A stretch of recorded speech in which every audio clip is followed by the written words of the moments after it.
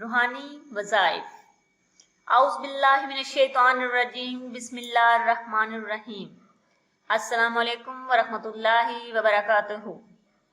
हमारा चैनल रूहानी वज़ाइफ आपके लिए कुरान और सुन्नत की रोशनी में बहुत से वज़ाइफ लाता है। आज मैं जो आपको वजीफ़ा बताने जा रही हूँ वह ख़ातून जन्नत हज़रत फ़ातिमतुज़ ज़हरा रज़ी ताला अन्हा की तस्बीह है, जो वो खुद पढ़ती थी और अल्लाह ताला हमेशा उनकी दुआ कबूल फरमाता। हम भी अगर नबी करीम सल्लल्लाहु अलैहि वसल्लम की साहबजादी और मौला मुश्किल कुशा की अहलिया हज़रत फ़ातिमतुज़ ज़हरा रज़ी ताला अन्हा की तफ़ैल से अपनी मुश्किल के हल के लिए ये तस्बीह पढ़ेंगे तो इंशाअल्लाह ताला हमारी हर मुश्किल आसान हो जाएगी। इस तस्बीह से जानकारी के लिए मेरी वीडियो को एंड तक ज़रूर देखिए, मेरे चैनल को सब्सक्राइब कीजिए और बेल आइकॉन प्रेस करना मत भूलिए। हज़रत फ़ातिमतुज़ ज़हरा रज़ी ताला अन्हा को जब भी कोई मुश्किल पेश आई, उन्होंने अपने परवरदिगार के दरबार में फौरी जान-ए-नमाज बिछाया, 2 रकत नमाज नफल अदा की और अल्लाह ताला के सफ़ाती नामों की तस्बीह पढ़ी तो फौरन जिब्राइल आपकी मुश्किल का हल लेकर हाजिर हो गया। उनकी दुआ से जन्नत में हूरें लिबास लेकर हाजिर हो जाती थी। एक दफ़ा एक यहूदी आप रज़ी ताला अन्हा के पास आया और उसने कहा कि मेरी बेटी की शादी है तो आप उसमें तशरीफ़ लाएं। तो आपने फरमाया कि इसका जिक्र रसूल पाक से कीजिए। तो वो शख्स रसूल पाक सल्लल्लाहु अलैहि वसल्लम की खिदमत में हाजिर हुआ और अर्ज़ किया तो रसूल पाक सल्लल्लाहु अलैहि वसल्लम ने फरमाया कि अमीरुल मोमिनीन से इजाज़त लीजिए। वो हज़रत अली अमीरुल मोमिनीन की खिदमत में हाजिर हुआ और अर्ज़ की तो उन्होंने फरमाया कि इसका जिक्र रसूल पाक से कीजिए। उन्होंने उस यहूदी ने बताया कि मैं इसका जिक्र पहले हज़रत बीबी से भी कर चुका हूँ और रसूल पाक से भी कर चुका हूँ। तो इस पर अमीरुल मोमिनीन ने कहा कि तुम फ़ातिमतुज़ ज़हरा को ले जा सकते हो। वो सवारी लेकर आया तो इतनी देर में हज़रत फ़ातिमतुज़ ज़हरा ने जाए नमाज बिछाया और 2 रकत नमाज पढ़ी और दुआ मांगी कि ऐ पाक परवरदिगार, मेरे पास तो कोई ऐसा अच्छा लिबास नहीं जो मैं पहनकर यहूदी की बेटी की शादी में जाऊं।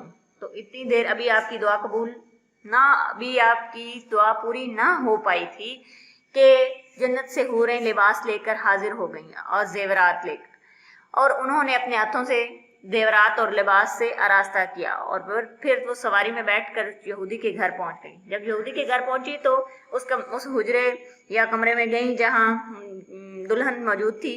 तो वहां उन्होंने उनकी खुशबू इतनी ज़्यादा थी, उनके जिस्म पाक की खुशबू इतनी ज़्यादा थी कि वो कमरा फुल खुशबू से मुअत्तर हो गया और जितनी यहूदी औरतें थीं वो सब बेहोश हो गईं। उसमें वो दुल्हन भी जो थी वो बेहोश हो गई। कुछ देर के बाद जब औरतें होश में आईं तो उन्होंने दुल्हन को मुर्दा हालत में पाया। तो हज़रत बीबी ने फरमाया कि ऐसा ना हो कि ये औरतें ये समझें कि मेरे आने से दुल्हन मर गई। तो उन्होंने जानमाज बिछाया और 2 रकत नमाज नफल अदा की और दुआ की कि ऐ परवरदिगार, तू ही मेरी इज्जत रखता है और मेरी दुआओं का सुनने वाला है। इस दुल्हन को, इस औरत को जिंदा फरमाइए ताकि मेरी इज्जत जो है वो बरकरार रहे। इस पर अभी उनकी दुआ पूरी ना हो पाई थी कि दुल्हन कलमा पाक पढ़ती हुई उठ बैठी और उसको जिंदा देखकर तमाम यहूदी औरतों ने हज़रत फ़ातिमतुज़ ज़हरा से अर्ज़ किया कि हम इस्लाम लाती हैं और आप हमें मुसलमान कीजिए। इसी तरह एक दफ़ा बहुत से ऐसे वाक़यात हैं जिनमें आपने 2 रकत नमाज नफल अदा की और दुआ की और आपकी दुआ हमेशा कबूल हुई।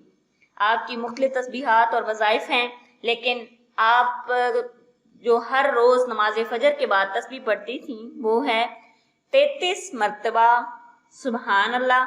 सुबह फजर की नमाज के बाद 33 मरतबा सुबहान अल्लाह, फिर 33 मरतबा अल्लाह अकबर और आखिर में 33 मरतबा अल्हम्दुलिल्लाह। इन तीनों चीज़ों को आपने एक वक्त में ही पढ़ना है। पहले 33 मरतबा सुबहान अल्लाह, फिर 33 मरतबा अल्लाह अकबर और आखिर में 33 मरतबा अल्हम्दुलिल्लाह।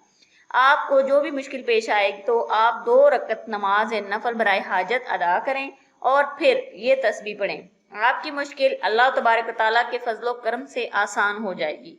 کوشش کریں کہ یہ تسبیح فجر کی نماز کے بعد روزانہ پڑھ لیا کریں. آپ کی یہ روٹین میں شامل ہو جائے گی تو آپ کے رزق میں بے شمار اضافہ ہوگا اور دن بدن آپ کے حالات بہتر سے بہتر ہوتے جائیں گے. مجھے بھی دعاؤں میں یاد رکھیے. فی امان اللہ.